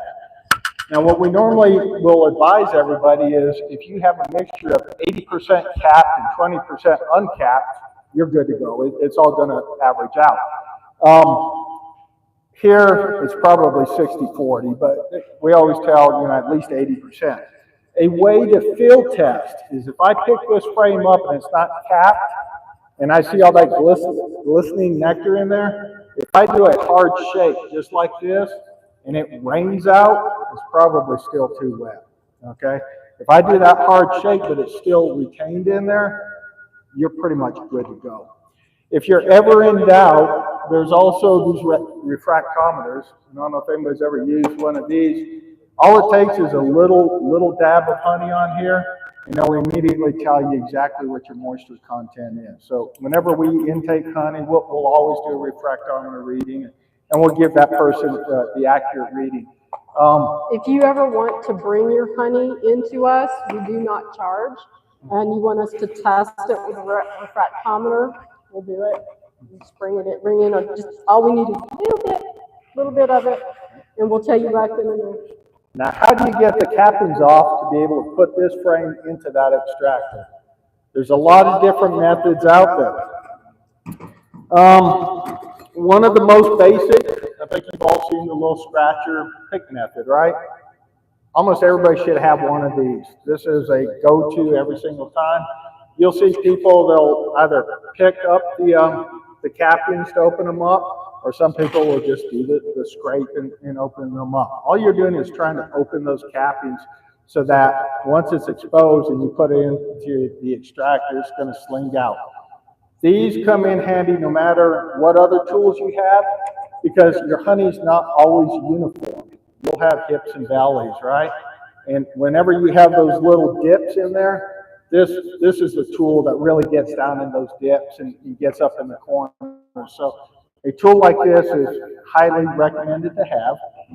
There's a lot on the market. This one came out, everybody, ooh, that's cool, you know. There's different versions of it. I didn't really like this. Do you have experience with it, or did you like it? You loved it? Yeah. So, I must have been doing it wrong. yeah, yeah. I may have to talk to you about the best way to use it. But there are variations out there, and this is a new variation out there. I got a failing grade. That works well with scoop. Yeah. And you start getting the dips going on, and I ran 9 frames this year. So I have a few more dips, and so I got away from that one. Went to some of the other, Yeah. Yeah. Yes, sir. From experience, the first course, or whatever you call it, it helps if, when you start, harvesting, to have a, pot or whatever, very warm water, and have 2 of those forks, and have your knife and one of the forks in the hot water while you're using the other one, and then you just straight it back and forth, and periodically, you can wear rubber gloves, which I recommend. You can get the honey off your gloves to minimize the stickiness all over places where your wife doesn't appreciate it. That's where I learned all my cuss words. My granddad was a beekeeper in Texas and Oklahoma. I wasn't allowed to go out into the bees, but I was allowed to help extract the honey, and he didn't spin his honey. We cut all of the comb off of the frames and put them into mason jars. And he would come traipsing into the kitchen, dripping honey. So thanks. So those are all great tips and tricks, and that's what we're always learning, right? Now, there's other ways to also open up the top of those cappings, and there's variations of knives out there. A knife like this is serrated; it'll cut down. You also have the smaller serrated knives. You probably have a bread knife at your house, but these serrated knives work just great. They work best when that honey is drawn out a little bit further, right? A technique some beekeepers will use, if they have a 10-frame hive, they evenly space just 9 frames in there, right? That extra space causes them to draw that wax out that much further. It gets that much easier to cut off. So there's little techniques that you can use, but these knives work great. What works even better are the heated knives. These will heat up, they slice through a little bit better. Some of them come with a control where you can adjust the heat. Some come without. They're both good. The knives work great if you're doing both medium or deep. These heated planers, we used to use these quite a bit. I like these. They heat up. They're the exact dimension of the medium frame. So when you slice down, it's cutting all the way across. They're a little bit pricier. You can set the depth for as much depth as you want to cut or as little. So these heated planers is a great way to go. If you're into collecting your cappings wax, those are nice, the planers. It's the blade. The blade. This one was, we have the one at the store is a copper one from Data. It's really nice. They came out with these, they're brass. I'm not as much of a fan of that, but they are significantly cheaper, but remember, you get what you pay for.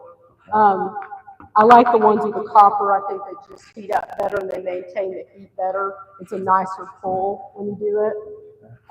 Another thing that we didn't bring just because we had limited space is an uncapping tub.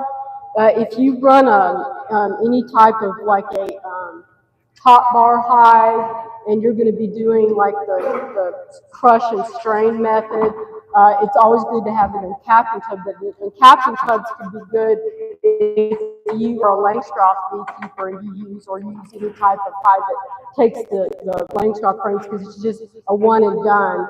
You can uncap in the tub. A lot of times they're two parts, and they'll have a mesh or drain holes, and they'll go into another tub on the bottom that has a spigot. So it's your uncapping, you're letting your honey straight in, and you can go through the process like that. It's a little bit more lengthy if you don't want to spin your honey. But even if you do spin your honey, just having it there is really, really nice. It's very convenient. They've even come out with some that double as a swarm catcher, a storage unit, and an uncapping cage. So beekeeping has met modern manufacturing with a bang, and so. This happens to be one of those products. I'm going to close it out here. Has anybody heard of Simple Comb? You have? Anybody else? Yeah, so it's a fun way to, basically, there's two sheets on here that fold back, and this is how it produces your comb honey, right? And these are really neat because after the bees fill this in, you got to melt a little bit of wax on here to get them started. Once they fill this out, all you do is pop these little cassettes out, you fold it over, and now you got a marketable comb honey that sells really, really fast and easy. It's about 5 to 5.5 ounces of comb honey. Yeah. So it's called Simple Comb. SIMPLKOMB. It's a little bit hard to spell. They just came out this year with, let me spell it before I say it, because I always say it and everybody laughs. BUNT, Bunt Pack, is what they come in. Not a butt pack, a bunt pack. And they come with enough to do 3 medium frames of comb honey, so you get 6 cassettes, so you can try it. And we have them at the store. They're really nice to kind of dip your toe in the water. Because doing other like hog half combs or Ross round kits, they're real expensive to do those cassettes. And trial and error, I have doing Ross rounds for the last 8 years here. The most I've ever gotten to fill out a Ross round super is about 2/3. I don't know who hates me, but they're nice, and this is what a Ross round looks like after you take it out. But my bees will not fill out, or they won't cap it, or they half-ass it, or whatever they do. And it's like I don't get a nice something to sell or give away. And that's why when we tried these out, I really like it. I can put 1, 2, or 3 in the middle of my honey super, and my bees have taken to it. And I haven't really had that many of the cassettes not be fully capped and full. So I get more of a harvest with Simple Combs than I do with these. These are about 8 ounces. We got to wrap up. Okay. So, I like to put them in the middle. Because, put them in the middle. They do come with follower boards in the bunch kit. There's 2 follower boards that you put in onto the side, because remember bee space, right? And that helps them fully cap it out. So you'll do better putting them in the middle. I tried checkerboarding them, and I got just a hot mess. So let's ask a couple quick questions. Yeah. Okay. What's the moisture content that is too much that you're watching for? If it's above that moisture content, you could ferment. First person to answer. Here you go. That's for you. Okay. Another question. If you do a alcohol wash and you do a sample of bees, what's the number of bees that you want in that sample?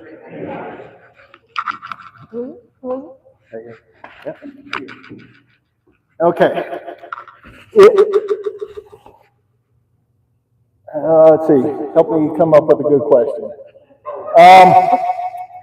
Who can tell us the colors of the international queen marking? Ooh, that's a good one. Who can tell? And Oh, one more. White, yellow, red, green, blue. There's one other color. What comes after white? Yellow. Yep, yellow. So, yeah, and I hate that they do white and yellow back to back. Okay. Yep. Well, I'd love to see you guys try these out. Okay, one more question. Can you What are think you of a looking good at one? me for? I just saved you. Because my brain went blank. Okay, what's the gestation period for a drone to hatch out? And what's the gestation period for a worker to hatch out? Young man, right? The two youngest beekeepers here. And I think both of you answered at the same time. Hey, before we get the big hook, because I know we're out of time, just one last thank you. We really appreciate you guys. You have one amazing reputation as a club. We're honored to be here with you guys tonight. Thank you for the invite. It really means a lot to us. And we'll hope you guys have an awesome season this year, and we look forward to seeing you again. Yes, sir. So we have a brick and mortar store in the downtown Colorado Springs area. It's Walnut, 24 South Walnut. So Walnut and Colorado. I don't know if you know where City Glass and all that is, right in the downtown area. Western Omelet has been there yet. Yeah, the Bijou exit. Yeah. We've got about 3,200 square feet. We carry the latest of everything. We try and do our best. The heart and soul of our place is always talk, just like we're talking here, right? And giving advice. That's the heart and soul of our place. So you guys, if you're in the area, you're always welcome in. We love talking bees. We'll talk bees all day long. You can see us talking. Yes, sir. We're open Tuesday through Friday from 10 a.m. to 6 p.m. Saturday from 10 a.m. to 3 p.m. We're closed Sunday and Monday. We do have an online store, RockyMountainBeeSupply.com. We ship nationwide. So we do ship out to a lot of areas further out. So if you can't make it in and you need something in a pinch, you can go online and order. We do not ship live bees. 2026 package bees and 2026 nukes will come available for sale the first week of December. So if you need to get another colony going, you can buy your bees as early as that. I do sell out of nukes within a few months. We make those here in Colorado. I'm not bringing the nukes, and those are Colorado bees. So we have a limited number of those. Package bees we get out of Northern California. We've been working with the same family for the last 9 years. A really nice Italian Carnelian crosses. And usually we don't run out of those, but I will cut off orders the third week of April. Is when I cut off orders. The then we bees bring arrive. them in last Saturday of April. Yeah, and that's our biggest. That's our biggest day of the year. So the last Saturday of April. Brett knows that. Yeah, that's a crazy fun day. We usually have 1,200 packages that day. It's a crazy day. This last year we were very fortunate. We had the CEO of Athame at the store. So if you're an Athame fan of the Athame hives. And he's planning on coming back this year too. Same with Hive IQ. Yeah, Hive IQ will be there, and so we're looking forward to another fun, crazy day. Yes, ma'am. So I came to your store the weekend before that happened, and I have to say it's the most amazing bee store. Oh, thank you. Oh, thank you. The young man that helped me was extremely Zach. and so helpful. Well, thank you. Thank you. That means a lot to us. Zach and John are two very amazing young men. Zach is 20 going on 45. He used to scare us because He's got like ESP. Yeah, he knows what I want before I can say it. And it used to kind of scare me, but now we just roll with it. John is our youngest. He just turned 19. But two stellar young men. And when you come in, you can ask for any of us, but you will always be welcome with open arms, and we would just love to see you there. Thank you for the feedback. sincerely apologize if you don't want me to share this, but the other thing that they'll help you out with is if you're looking for extractors or something big, or from David or Man Lake or whatever, they're gonna charge you freight, which is super expensive. But they actually have a forklift, they're willing to take the freight for you, and then you can just go down there and pick it up on your trailer. Once again, I apologize if you don't want to share that, but they will help you with the bigger items, which will save you hundreds of dollars on shipping alone. We're happy to do that. Yes, ma'am?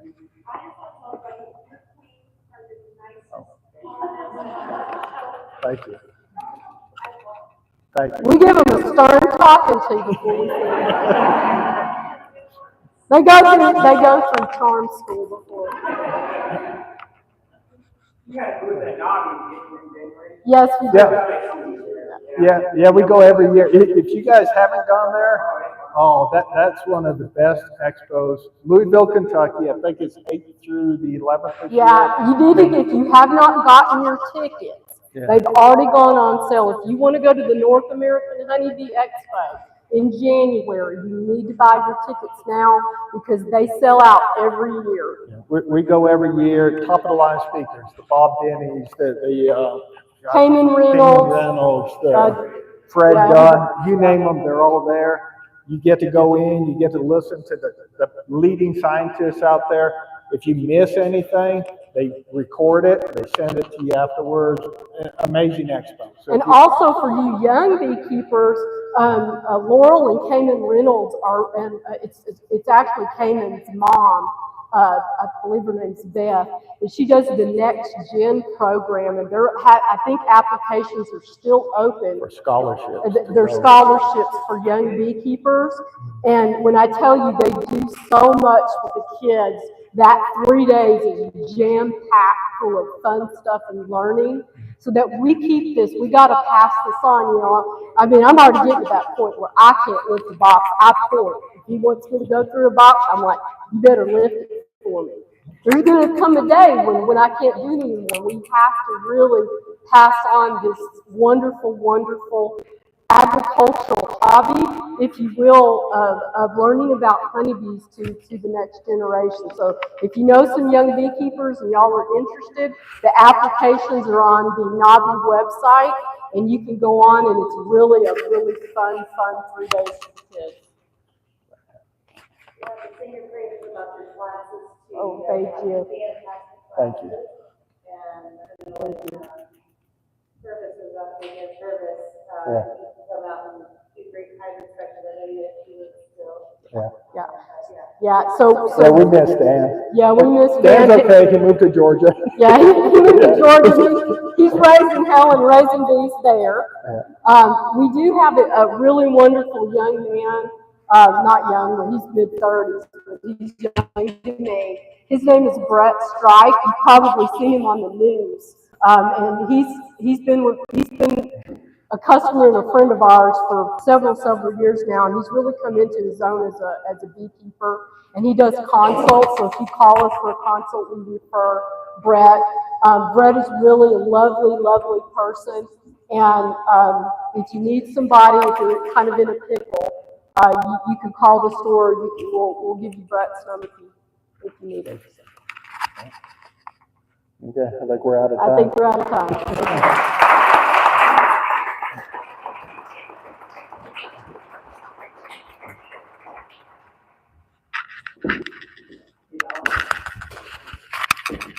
I was going to walk off with that. I like it. Well, that's a heck of a, how do I follow that?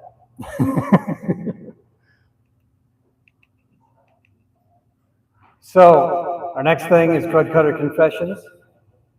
This is where you get to share with us the wonderful experience you have of making a fool of yourself or learning a very valuable lesson and sharing it with others. And we already have the volunteer.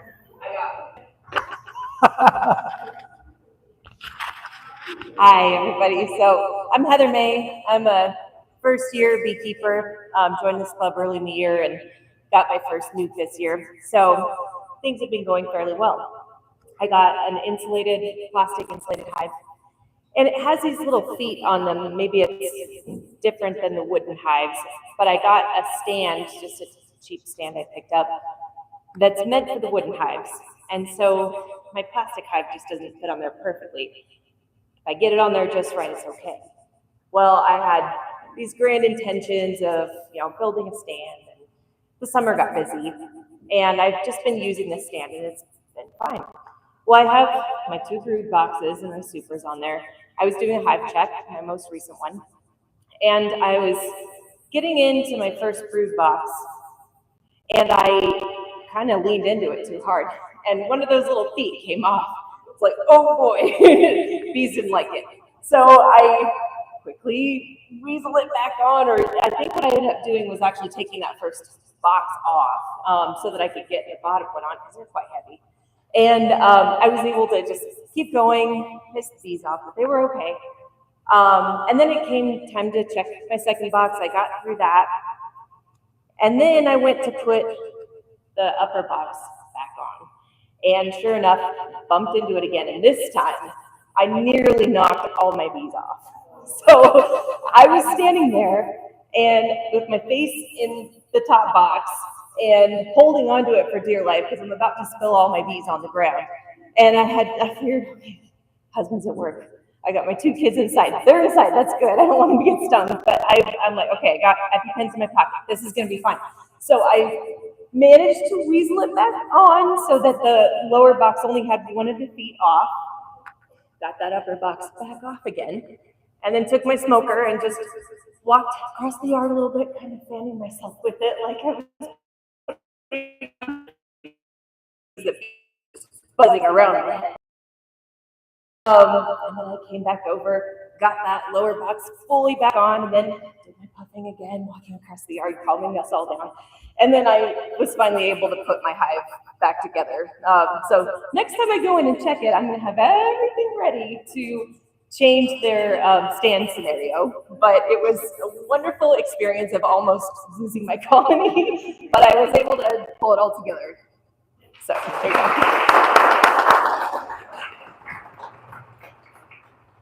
Oh, we got. That's actually courtesy of Dolly and Leonard. My first year as a beekeeper, I got super enthusiastic because it was a nice year like this. And I was like, I'm getting some money. And then I saw online that somebody was getting deployed and was selling their hives. And I was like, oh, I'm going to go get a full established hive. And they had to go, so I had to go down there. Well, I found out about it at work. Talked to the guy. Okay. He wanted them gone that night. So I was like, all right, I'm going to come from Aurora down through to Colorado Springs after work to come pick up this hive in Colorado Springs. All right, that's fine, whatever. And so went straight through, still wearing my work stuff, whatever. And I get there, this soldier gentleman, he was super quiet, really nice, clearly knew what he was doing. He had like 8 hives in his backyard. And so I went, he's like, yeah, you want to check them? And so I was like, sure. Everything was quiet. And I went to peek and he's like, yeah, I got a feeder on the top. So I was used to the feeders that Leonard and Dolly have that are square feeders on the top that are fully enclosed and the bees aren't exposed. That is not what he had, and I didn't know it. And so I put my face to the top of this hive and there were bees in it. And I didn't have a veil on or anything. And I was wearing this, which is not super protective. And so all of a sudden, there was a bee down the back of my shirt. And I was freaking out in some random guy's backyard that I didn't know after dark in the middle of Colorado Springs, peeing my pants. And I was like, sir, I'm going to take my shirt off now. I promise you I have a sports bra on. Excuse me. And thank you for your service.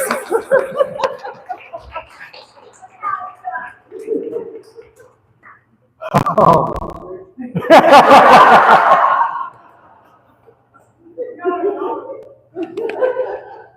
Do we have a third? Anybody else? Anybody else? Nope, nope. Okay, well then, in that case, we're going to take a vote.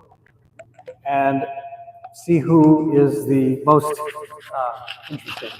So we'll vote by applause, and I'll be the sole arbiter based on the quantity of the applause. So first one, slippery feet.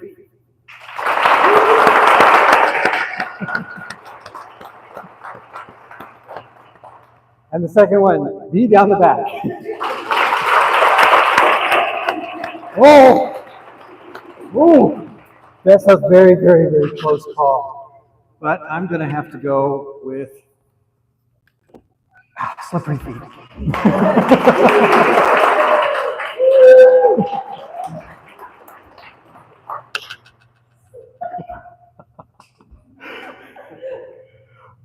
We also have another tradition here in the Golden Bee Award. The Golden Bee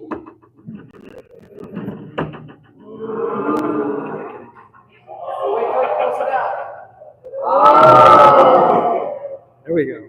Golden Bee. The Golden Bee is presented to a member of our club who has provided support services to the club during the last month or prior. It's a form of recognition. They get to keep the bee in their house for the next 30 days, and then they can bring it back when we and bestow it upon another worthy person, worthy member. So this month, we have a member who has participated in one of our side committees that is very much engaged in the development of our new website. So, Candace.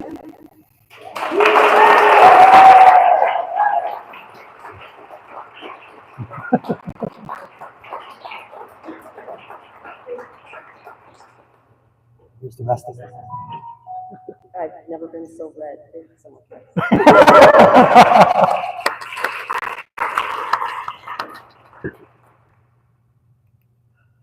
And now we get into the raffle. I'm not sure.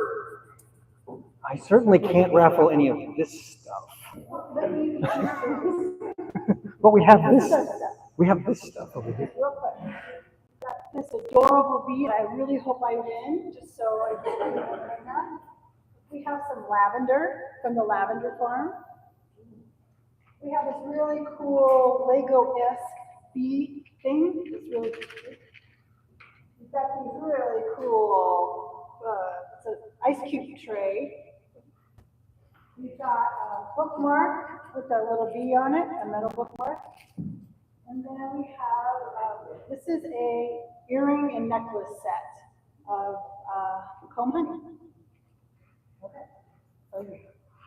Okay, so we're going to jump in, and I'm going to pretend like I can't see anything.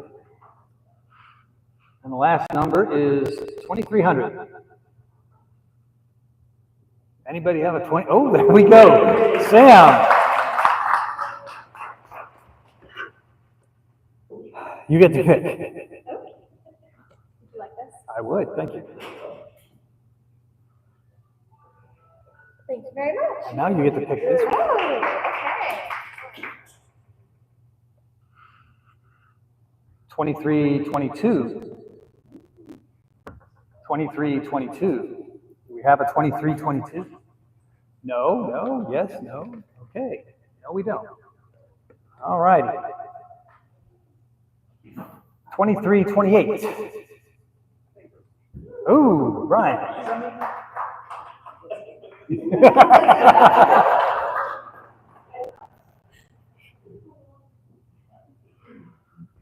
He goes for the lavender. Okay. And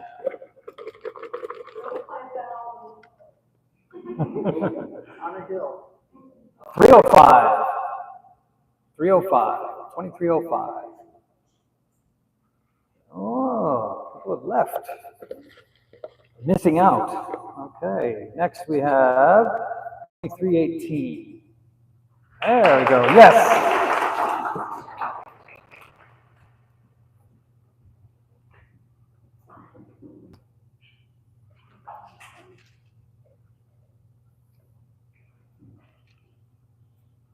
$23.09. Yeah.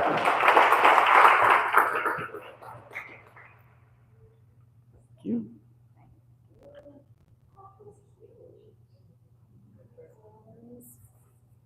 Okay, yes, absolutely. 23-27.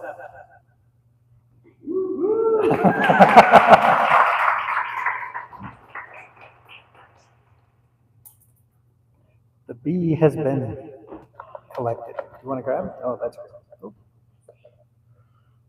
Thank you. And the last item, 2330.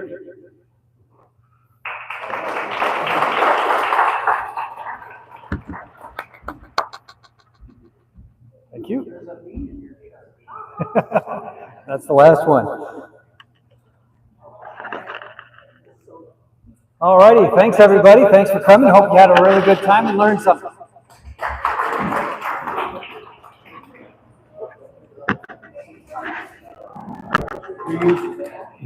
Not aware.